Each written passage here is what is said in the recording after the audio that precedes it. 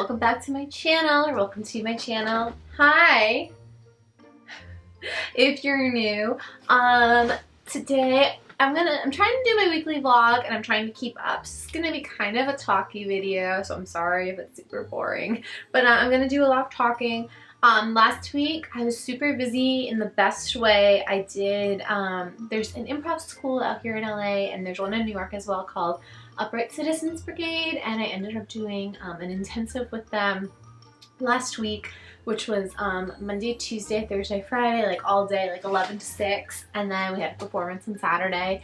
And then in between all of that, I had a show. I was in a sketch show at Second City, which is another improv school, which also does sketch. But I had a show open on Thursday, so Tuesday, Wednesday, and Thursday I was doing that. And then I also, in between all of this, had to see shows at Upright Citizens Brigade. It's called UCB, so I'm going to shorten it now. But I had to like see shows and just be part of the community, so it was just like a really crazy busy week, and it was awesome. I didn't really get to film a lot of it because you can't film classes, and I didn't want like my fellow classmates to see me like filming in front of the school and be really weird. But I will just say, like, I have been going through the improv program at Second City in Hollywood, and it's been great, and I really feel like it was such a great idea to do them first because they're great at doing like building blocks of improv, and they take it a little bit slower. Like the program's rather long. If you do it straight through, it takes like about 1.5 years to get through it, and I'm at the last step right now, which is awesome. But UCB, I did it a long time ago, and I was like an improv newbie, and I did it because of the name. People really respect that name on a resume, and I was so bad like when I did it. Like, I just feel like they move really quick, and I kind of feel like you need to have a little bit of improv training going into it, because you learn stuff, and like it's, even with improv training you learn a lot. It's just they go really quick, and it's just so advanced that I just crumbled under the pressure. But this time, after having more of a solid improv base, I felt really good about it and had a lot of fun, and it was such a good experience. And in between all of that, I did actually get some reading done, and I'm going to go into my wrap up. But the first thing I'm going to talk about is I'm going to be starting doing the keto diet. It's something I've like heard a couple people talk about it, and I'm not super happy where I'm at with my weight right now, and I've tried a lot of different things, and I don't know, nothing really stuck, and like I'm really active, so it's just been super disappointing. But keto is basically the keto diet has like high fat, proteins, and really low carbs, and it's just supposed to help you burn your fat once you reach ketosis, which I know the definition. I can't verbally say it, but I understand it intellectually, but I will not be really good at articulating it. So I just, like, I heard a bunch of people talk about doing it, and I do think that sort of diet works really well for me because the fat content won't make me feel super hungry. Like, I've done diets where you just have to eat as little calories as possible. So I would just eat like vegetables, and I would just be so hungry because it just wouldn't satisfy me. But having a little bit of fat thrown in there, I think it's just gonna help me. Like, even if it's like a piece of string cheese has some fat in it, but it's like 80 calories, so it's not super high calorically, and it just is more satisfying. So I think that'll help me. And also, like, I just do feel like diets that don't let you have a whole lot of carbs or like starchy foods are just really good for my body in particular. I think like when I get into, I naturally love to eat like carbs. It's like my favorite food, but I do think it trying to be a little stricter with it for myself will like really help me actually see a difference. So I just I did a little bit of a grocery haul. So I'm going to insert that here. Okay, so I just got done kind of buying sort of like keto inspired menu items, grocery items, I don't know.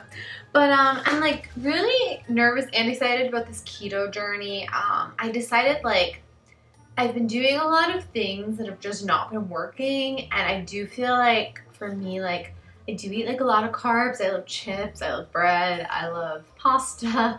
I love basically anything with a carb in it. And I think what struck me the most about the keto diet, which was interesting, was that there's a lot of like random vegetables and stuff that aren't like you would think would be really healthy to eat. I mean, which are still healthy to eat in certain diets, but like on this particular diet, you're not supposed to eat it. So like my normal breakfast bowl that I've been making like every day for a year is like lentils, sweet potatoes, eggs, and avocado with sriracha.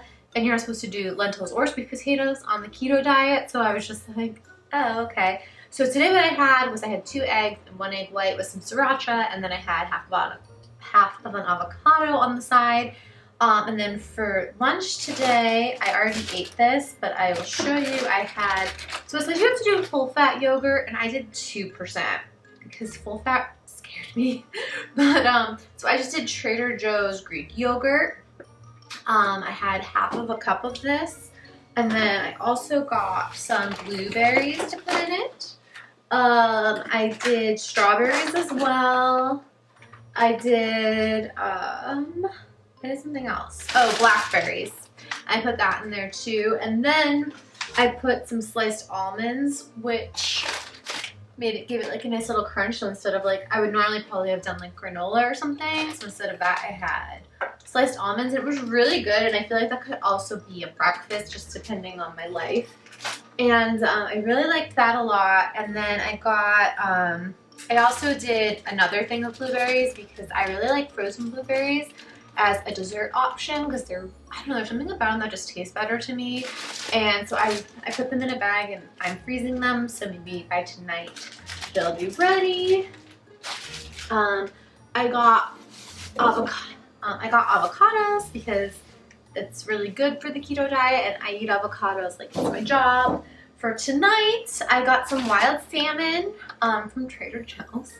I got some asparagus, and then I have an app for like calculating how many carbs and fat and protein you have for the diet just to make sure you're on track. And I'm already, I feel like I like no carbs, but like I think I might not be able to even eat avocado tonight, but we'll see.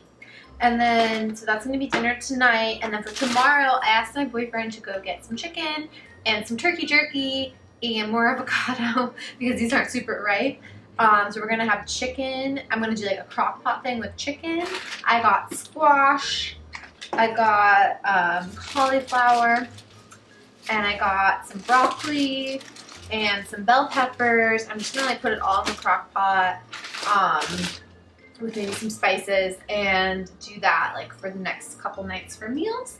And then for some more snacks, something they said that was good was string cheese. I've already had 2, which is probably not great, but string cheese is a really good snack. It's like nice and full of fat, but like no carbs, and it's like 80 calories for 1 string.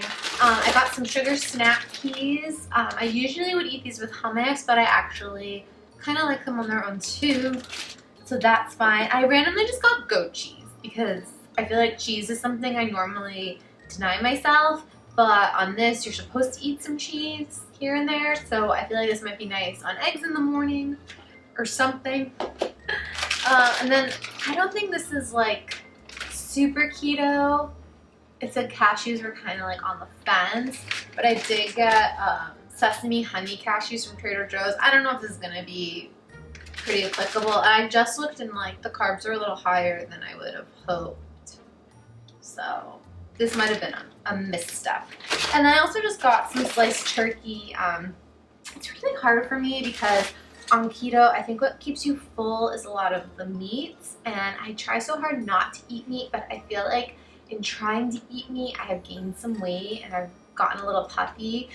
So it's something I'm just trying. Like, I mean, I do eat meat on occasion, but I feel like it doesn't keep me as full eating a vegetarian diet, and I do just feel like I've gotten super puffy, and I know that different body types react to different diets different ways, so I don't know if it's like for me right now, and it makes me really sad, but I think it's going to be best for me at the moment, and then we can see moving forward where I go with that. So So yeah, that's my little grocery haul. It makes me really nervous, but it's like all of these are foods I like normally eat. It's just paring down the foods I eat and then adding new stuff that I wouldn't normally eat. So I don't know why I felt nervous about it, but I think it's just like a new way of thinking about buying food. And I mean, like today already, like I've only done it throughout this day, but I already feel like I have more energy and I feel like a lot lighter. I feel like sometimes when I like eat like my breakfast bowl, it keeps me full, but like it gets me like really full and I almost get like lethargic afterwards sometimes, which is probably not the point. So yeah, like so far I just do feel like lighter and more energetic. So I'm excited to continue this.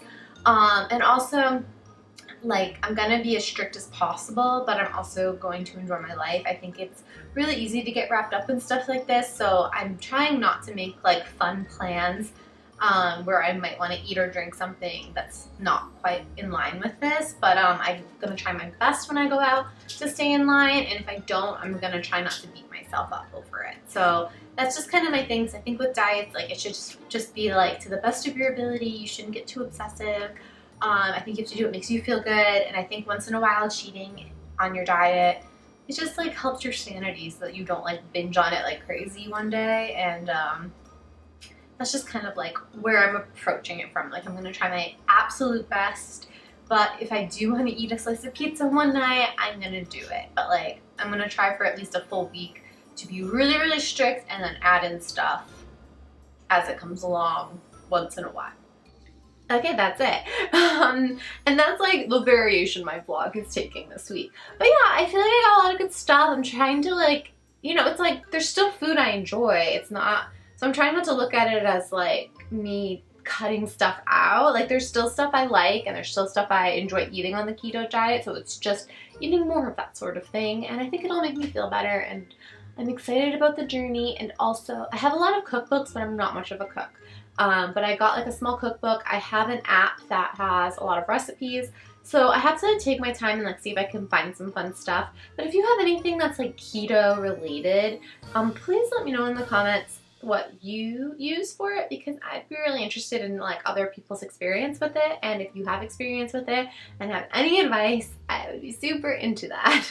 And then this is just my reading wrap up. It's basically been 2 weeks I think since I've done it, so a lot of these books have been in process for like a really long time, so that's why I have as many as I do.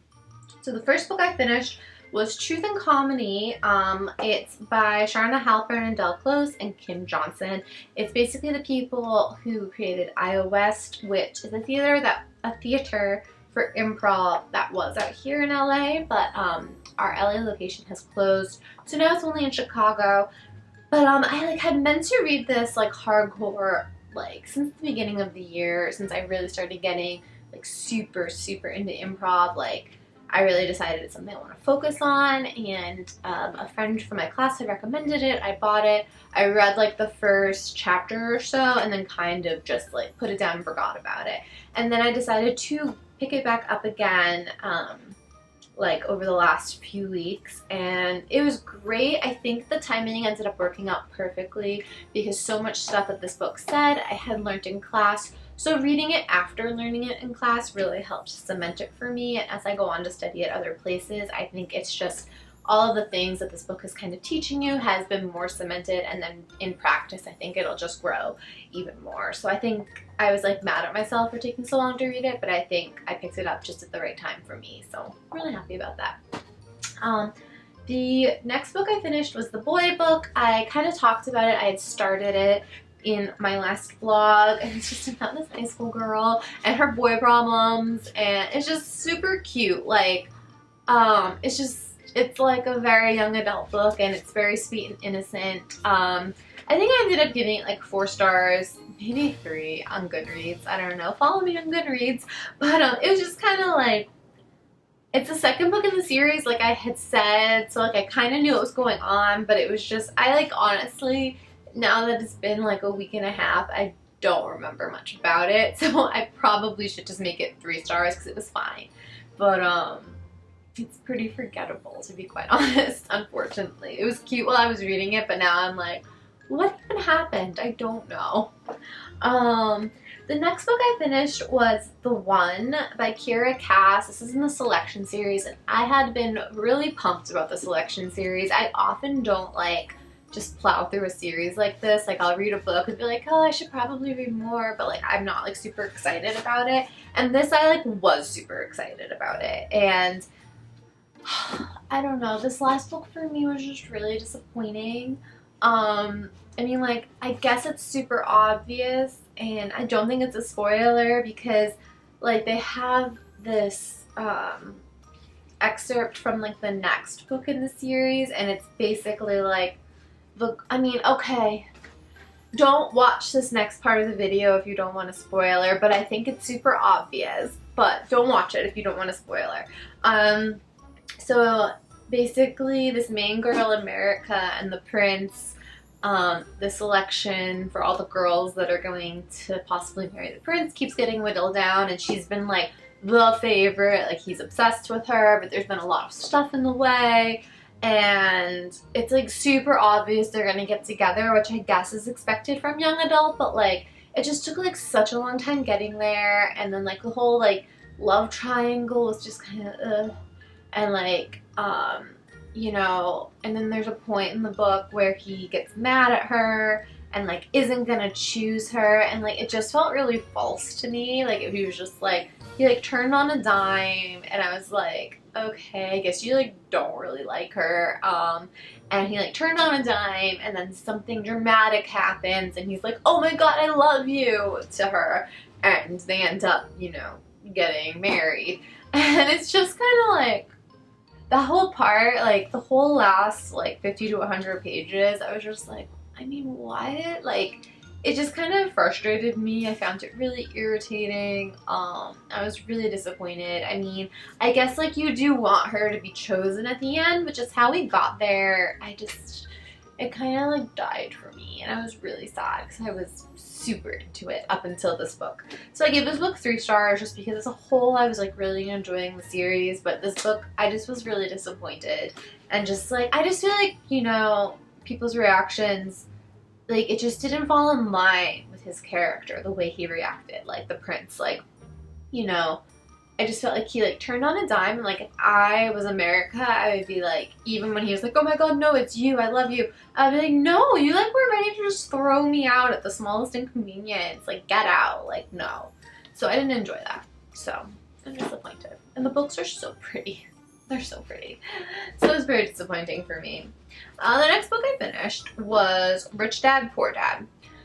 This book is another 3-star book for me. God, I'm not having good luck.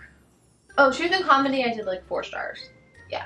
But I'm not having good luck. But this book was like another 3-star book for me. It was just like, it's just basically like telling you not to do like the basic things people tell you to do financially, like go to school, get a good job, get a savings account, and just like work all the time. This book is kind of like against those principles, and it's just more about like investing in bigger things, making your money grow at a higher rate instead of just like, you know, very slowly, so that you can like enjoy your life as opposed to just like working and having nothing. And it was like such a great message, a really great lesson, and I just don't feel like I got much like of a tutorial on how to do that. I just feel like they were like really long stories, because he has a rich dad and a poor dad because his friend's dad was like rich, and he like was teaching him and his friend when they were little how to like make money work for them and not be like stuck in a job not making enough and being, you know, miserable their whole lives. And then his dad was the poor dad who basically like worked really hard but never had enough money, was always wanting for things. And so, but it was just like a lot of stories about that, which like helped drive his point home, but it was like this many pages of like all these stories basically, and like I don't know, I feel like I understood what he was saying, but I kind of would love like a step-by-step mapping, like okay, do this, and just like follow it a little more. Like I just don't feel like it ever got to a point where like I vaguely know what to do, but like it didn't really give me a step-by-step guide, which is kind of more what I wanted I just feel like this was a really long way of saying, like, invest your money wisely and don't, like, work 9 to 5 your whole lives. Like, you should make your money work for you. That's it. That's the whole message of this book. So, it's just kind of really disappointing. And the next book I'm in the middle of is what I'm finally got to this in the summer. It's Summer Days and Summer Nights, 12 Love Stories in the Summer. I've read a few of the stories. It's a big curve for me, which is like probably like true of most short story anthologies. So like the stories, like the first one is called Head, Scales, Tongue, Tail. And it starts off with this really complicated intro with lots of random characters, and then all of a sudden all those characters are gone and it's like a new story.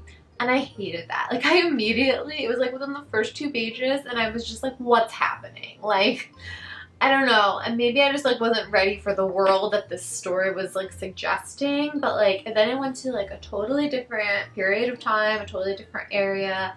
And I guess it all connected in the end, but it felt really forced, and I really didn't like any of that. I liked the whole middle.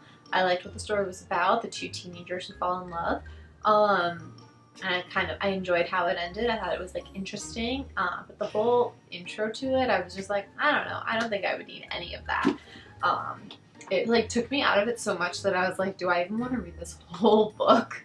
But yeah, but it like came back when it got to like the meat of the story. So the next one was called The End of Love, and it was about a girl who had recently come out, and she'd always, like, she had this boyfriend at her new school, but then like realized that she was like, well, I mean, didn't realize, but like came to terms with the fact that she didn't really like boys, and she was always kind of watching this girl, and by a twist of fate, they ended up in a summer school class together, and they really bonded, and it was really cute, and I thought it was really well done, and I thought, like, I don't know, it was just like a really sweet story, and I really felt for the main character a lot, like,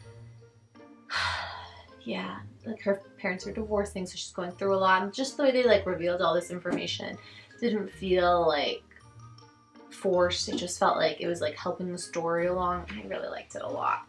The next book or story in this that I've read was Last Stand at the Synagogue. I like saw on Goodreads people not liking this story. I loved it. It was basically this group of teenagers who work at this rundown Texas cinema that shows like horror movies. It was like a very horror specific theater that kind of had some interactive elements, and they're about to close, and they're going to show this crazy movie that has like this urban legend that everyone in the movie like died these horrific ways, and people who watch it like go like die, or like something about people who watch it like are changed forever or whatever. So like it took this really like gory supernatural turn, and like I like loved it. I thought it was really cool. It was like, and like the 2 main people was like this nerdy kid who was obsessed with this girl who was kind of cool. She had like blue hair that was shaved, and he thought she was too cool for him and wouldn't ever be into him. But like when things kind of come to a crescendo and he thinks they're about to die, he like professes his love for her, and like she loved him too. And like, I don't know, I'm just giving it away, but like it was really cute and super sweet, and like I saw people like hate that story, but I was really into it. Like, I thought it was really cool. That was probably one of my favorites so far. The next one I just finished. Oh no. Oh yeah, this one was weird. Sick Pleasure was the next one. First of all, I didn't like this one. It basically like, this like irritated me. It was a style, but all the people's names were they just used the first letter. So they'd be like M, J, L, and I all went to the thing. And I'm like, who are these people? It was just like harder for me to keep track of all the characters with that. Like, it wasn't long enough of a story for me to be like, oh yeah, that's what M does. Like, I hated that so much. Just name them like Michelle and Laura and Jessica and Ira, I don't know what names begin with I, but like, just name them names. Like, I just found that really difficult, and like, and it wasn't just like this group of friends, it was just all the characters were like named different things and like different letters, and I like really didn't like that at all. I did not like how the story panned out. It kind of like grossed me out, like how this girl made decisions. Like, she was just a teenager, but I was still at the end just like, why? Like, I didn't like it. It did not make me feel good. And I guess that's like, it's like a love story that didn't pan out how she wanted. So I guess that's a good story to put in this anthology, but I was just kind of like, ugh, like, these are supposed to be love stories. I want to feel good at the end of them, not feel like I want to like throw up in my mouth. So that's my take on that. I mean, I see why they put it in, because not all love is like neatly tied up in a bow. Some love is really messy and doesn't turn out how you want it to. But I did not enjoy it, because I just was expecting from 12 love stories, sweet love stories that I really enjoy. And I am now reading, and I'm almost done, it's called 90 Minutes Turn North, and it's okay so far. The big stand is happening right now. I just stopped it, but like, it's just basically about this couple, and they're like 19-ish, and the girl moved away and is like doing an internship and trying to get work in animation, and her boyfriend didn't want to go with her because he felt obligated to stay and help his family with the family business. So she comes back to kind of like try to bring him back, and it's like a whole thing. And she thought like he didn't love her anymore, but he like does, and now I'm like coming to the conclusion of what's gonna happen. And it's pretty cute so far. I don't know, like, there's a lot of miscommunication where I'm just like, it's just like, I don't know, teenage love can be so dumb sometimes, but like, you know, it's cute. I'm into it so far. And it's almost over, so I'll let you know next week how it ends. But yeah, that's my weekly reading wrap up. That is my vlog for this week. Sorry it's pretty sedentary. I'll try to do better. I'm like trying with this vlogging thing, and it's harder than it looks for sure. And please also like make sure you let me know in the comments if you've done keto, because I really want to like connect with people who are doing it and who have recipe ideas or like tips and tricks to like help me with it. And also, if you haven't subscribed, I'm trying to do 3 videos a week. I also do ukulele, and I do comedy, and I read a lot, so that's kind of my niche. Thank you guys so much for watching, and I'll see you next time.